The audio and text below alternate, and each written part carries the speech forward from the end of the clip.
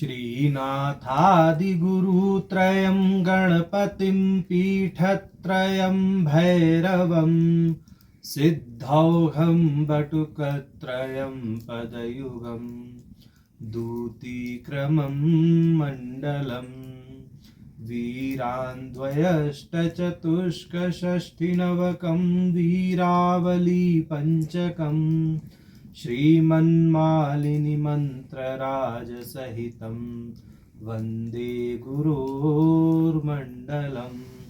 नारायणी नमोस्तुते। शक्ति सूत्र के प्रारंभिक 5 सूत्र हो गए थे। अब क्रमशः हमें छठा सूत्र प्राप्त है। 5वें सूत्र में चित्त के विषय में बताया था। उस चित्त की चिति के साथ अभेदता बताई थी। अब छठे सूत्र में क्षेमराज जी कहेंगे कि वह जो चित्त है उस चित्त की प्रधानता से माया प्रमाता होता है। कहेंगे चित्तम एव तु माया प्रमातु स्वरूपम इत्याह, माने चित्त ही माया प्रमाता का स्वरूप है। इस आशय से छठा सूत्र कहते हैं। तो छठा सूत्र है तन्मयो माया प्रमाता। तन्मयो में जो तत् शब्द है यह है चित्त के लिए प्रयुक्त हुआ है, माने चित्तमय ही माया प्रमाता है। अब इसका भाष्य करते हैं क्षेमराज जी। कहते हैं देह प्राण पदम तावत चित्त प्राधानमेव शून्य भूमिरपि चित्त संस्कारवत्येव अन्यथा ततो व्युत्थितस्य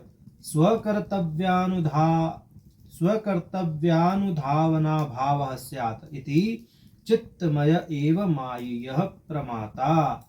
ये कह रहे हैं देह प्राण के क्षेत्र में चित्त प्रधान होता है, और जो संसारी जीव है, जो संकुचित शिव हैं, जो अपने स्वातंत्र से संकुचित हुए हैं, वह माया प्रमाता के स्तर पर चित्तमय है, या चित्तमय होने के कारण माया प्रमाता है। क्योंकि माया प्रमाता का अर्थ है वह अणु जो माया के प्रभाव से कलुषित हो गया हो, माया के कुंचकों से आवृत हो गया हो, ऐसा प्रमाता।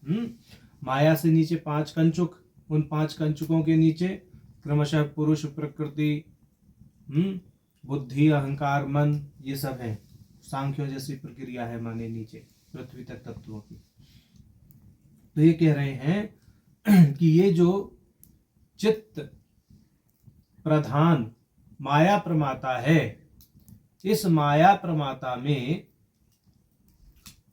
जब शिव के एकत्व की ज्योति जागृत होती है, माने शिव के साथ में एकत्व की ज्योति जागृत होती है, वो प्रयास पूर्वक समाधि दशा में जाता है। अब उसी बात को यहाँ पर वो उन्होंने क्या ना, स्वकर्तव्यानुधावना भावः स्यात्, और उससे पहले बोला अन्यथा ततो व्युत्थितस्य, माने जो जब वो प्रयास पूर्वक समाधि दशा में जाता है और उस समाधि दशा का व्युत्थान भी देखा जाता है।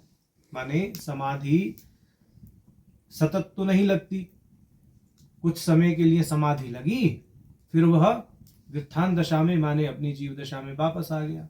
तो ये कह रहे हैं कि जब व्युत्थान दशा में वापस आता है तो उसके चित्त में जो संस्कार बने रहते हैं, माने जो जीव भाव उसका बना रहता है, उस जीव भाव के कारण ही उसका समाधि दशा से व्युत्थान दशा में क्या होता है, अवरोहण होता है, वो नीचे अवरूढ़ हो जाता है।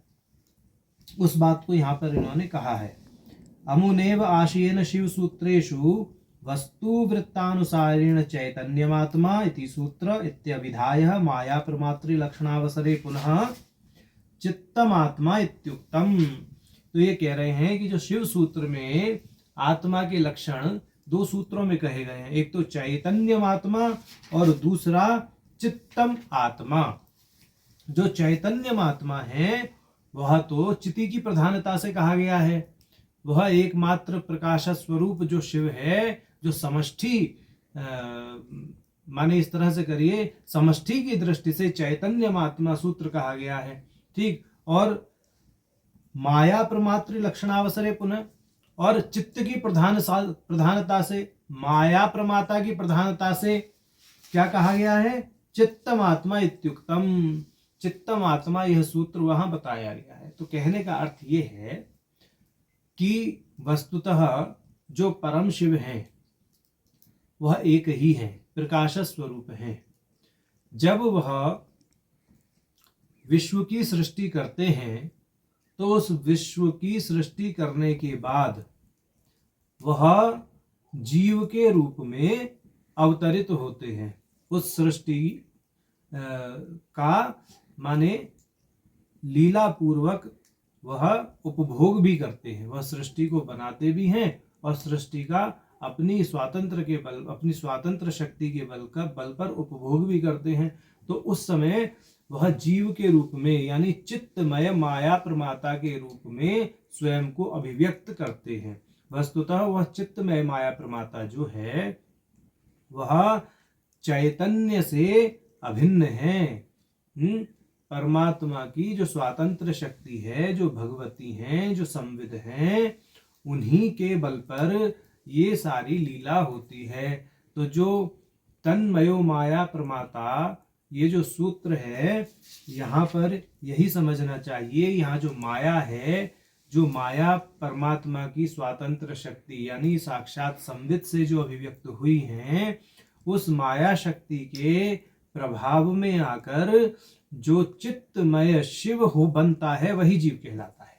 माने जो जीव हैं वह शिव की सत्ता से अभिन्न है। जितने भी जीव हैं, जीवों में भेद देखा जाता है, योनियां हैं भिन्न भिन्न हैं, पशु पक्षी पेड़ पौधे आदि सबकी योनियां हैं, इन सबके अपने अपने शरीर हैं। तो ये सारी की सारी जो प्रक्रिया है चित्त में माया प्रमाता की इस दृष्टि से समझनी चाहिए। तो इस छठे सूत्र का संक्षिप्त सार यही है